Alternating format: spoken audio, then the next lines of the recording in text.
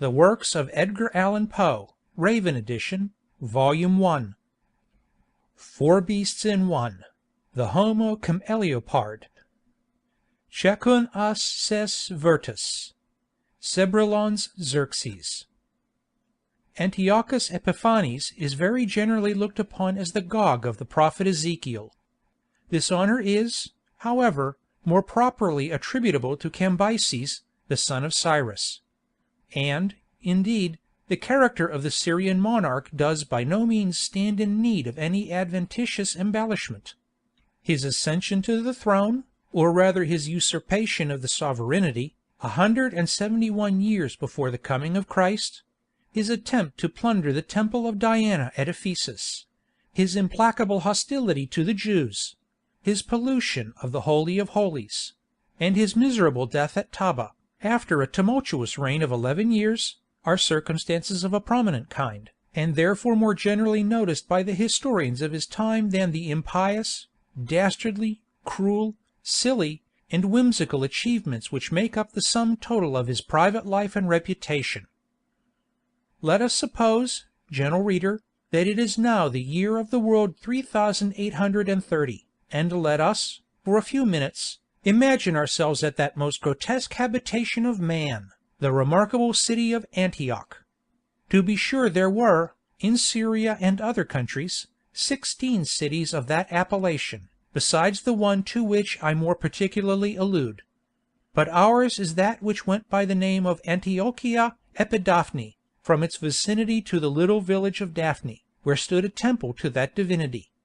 It was built, although about this matter there is some dispute, by Seleucus Nicanor, the first king of the country after Alexander the Great, in memory of his father Antiochus, and became immediately the residence of the Syrian monarchy. In the flourishing times of the Roman Empire, it was the ordinary station of the prefect of the eastern provinces, and many of the emperors of the Queen City, among whom may be mentioned, especially, Verus and Valens, spent here the greater part of their time. But I perceive we have arrived at the city itself. Let us ascend this battlement, and throw our eyes upon the town and neighboring country. What broad and rapid river is that which forces its way, with innumerable falls, through the mountainous wilderness, and finally through the wilderness of buildings? That is the Orontes, and it is the only water in sight, with the exception of the Mediterranean, which stretches, like a broad mirror, about 12 miles off to the southward. Every one has seen the Mediterranean, but let me tell you, there are few who have had a peep at Antioch. By few, I mean, few who, like you and me, have had, at the same time, the advantages of a modern education. Therefore cease to regard that sea, and give your whole attention to the mass of houses that lie beneath us. You will remember that it is now the year of the world 3830. Were it later, for example, were it the year of our Lord 1845, we should be deprived of this extraordinary spectacle. In the 19th century Antioch is, that is to say, Antioch will be, in a lamentable state of decay. It will have been, by that time, totally destroyed, at 3 different periods, by 3 successive earthquakes. Indeed, to say the truth, what little of its former self may then remain, will be found in so desolate and ruinous a state that the patriarch shall have removed his residence to Damascus. This is well. I see you profit by my advice, and are making the most of your time in inspecting the premises, in satisfying your eyes with the memorials and the things of fame that most renown this city. I beg pardon. I had forgotten that Shakespeare will not flourish for 1750 years to come. But does not the appearance of Epidaphne justify me in calling it grotesque? It is well fortified, and in this respect is as much indebted to nature as to art. Very true. There are a prodigious number of stately palaces. There are. And the numerous temples, sumptuous and magnificent, may bear comparison with the most lauded of antiquity. All this I must acknowledge. Still there is an infinity of mud huts, and abominable hovels. We cannot help perceiving abundance of filth in every kennel, and, Were it not for the overpowering fumes of idolatrous incense, I have no doubt we should find the most intolerable stench.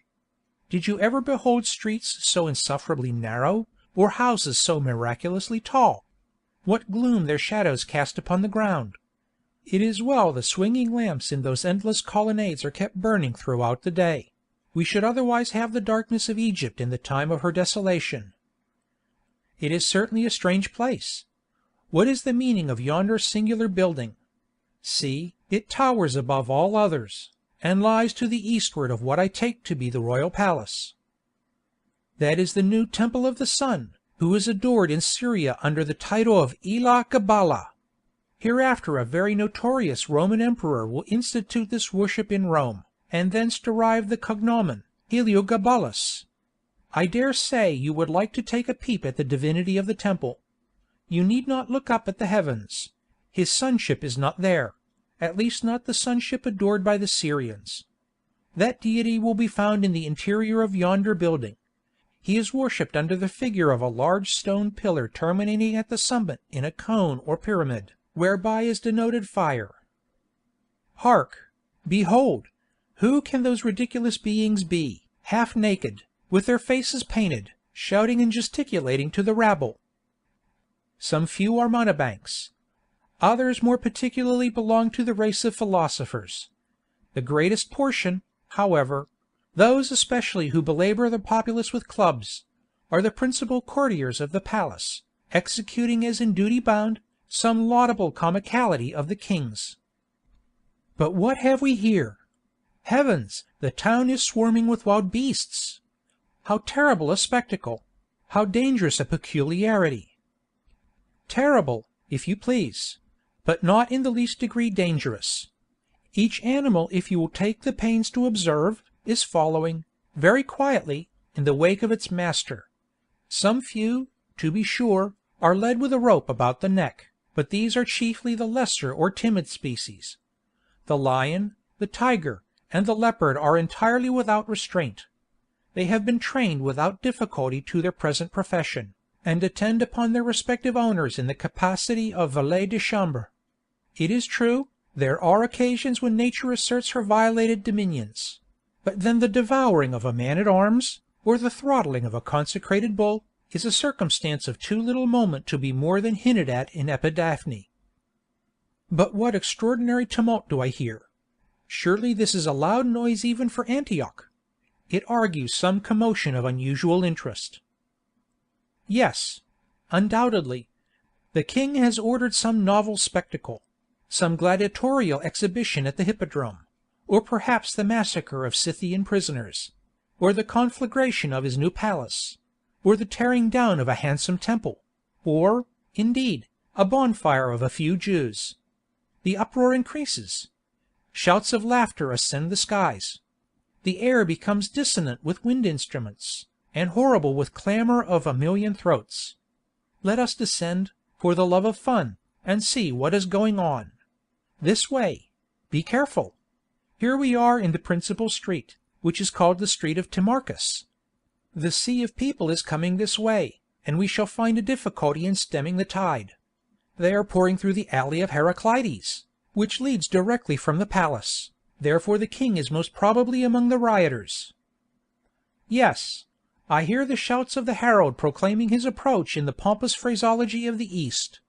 We shall have a glimpse of his person as he passes by the temple of Ashima. Let us ensconce ourselves in the vestibule of the sanctuary. He will be here anon. In the meantime let us survey this image. What is it? Oh, it is the god Ashima in proper person. You perceive, however, that he is neither a lamb, nor a goat, nor a satyr, neither has he much resemblance to Pan of the Arcadians. Yet all these appearances have been given, I beg pardon, will be given, by the learned of future ages, to the Ashima of the Syrians. Put on your spectacles, and tell me what it is. What is it? Bless me, it is an ape. True, a baboon, but by no means the less a deity. His name is a derivation of the Greek simia. What great fools are the antiquarians! But see, see, yonder scampers a ragged little urchin. Where is he going? What is he bawling about?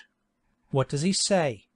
Oh, he says the king is coming in triumph, that he is dressed in state, that he has just finished putting to death, with his own hand, 1,000 chained Israelitish prisoners.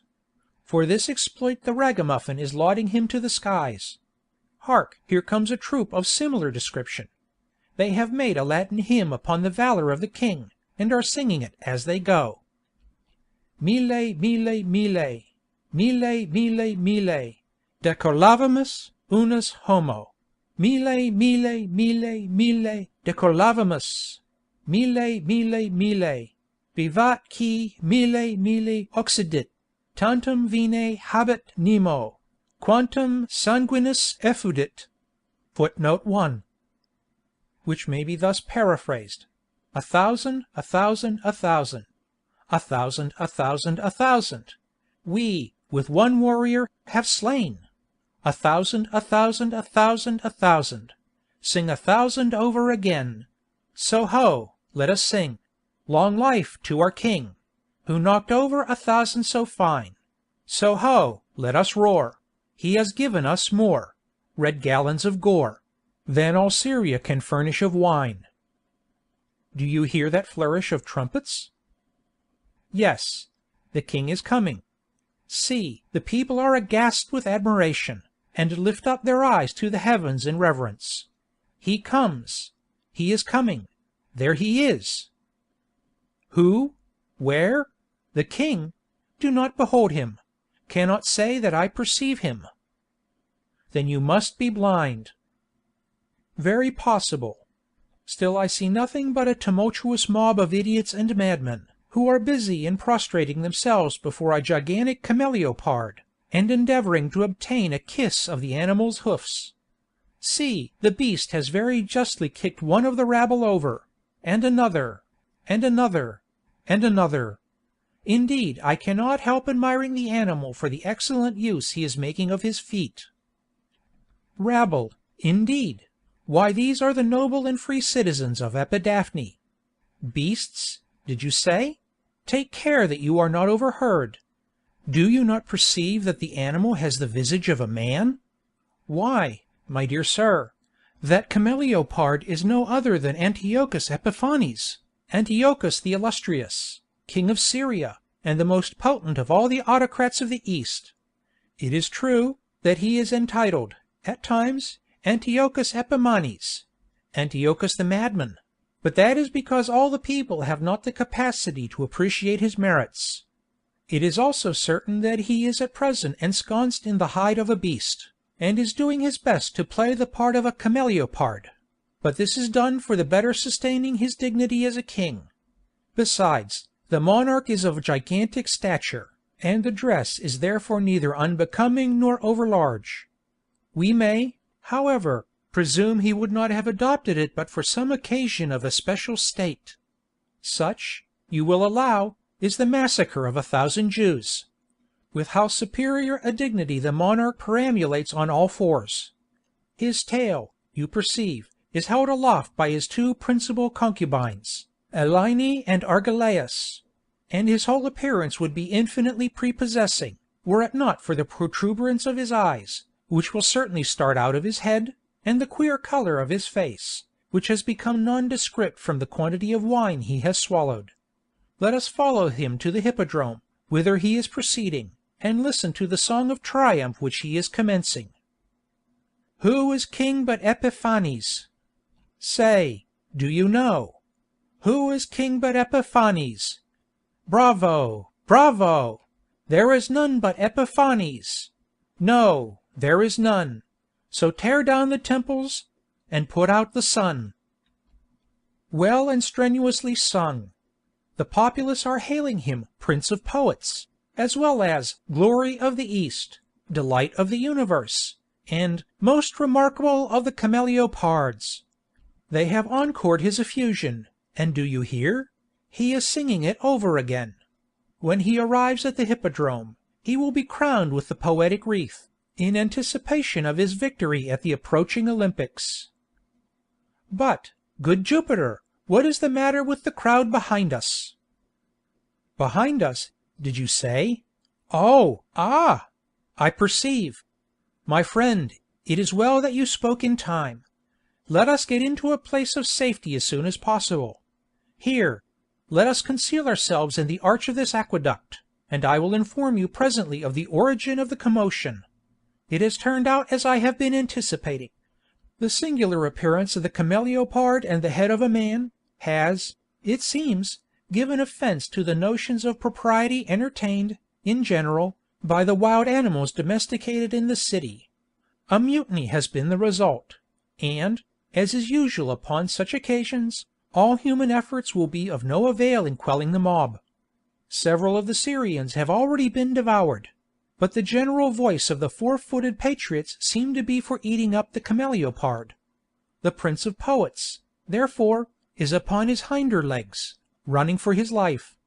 His courtiers have left him in the lurch, and his concubines have followed so excellent an example. Delight of the universe, thou art in a sad predicament. Glory of the East, thou art in danger of mastication.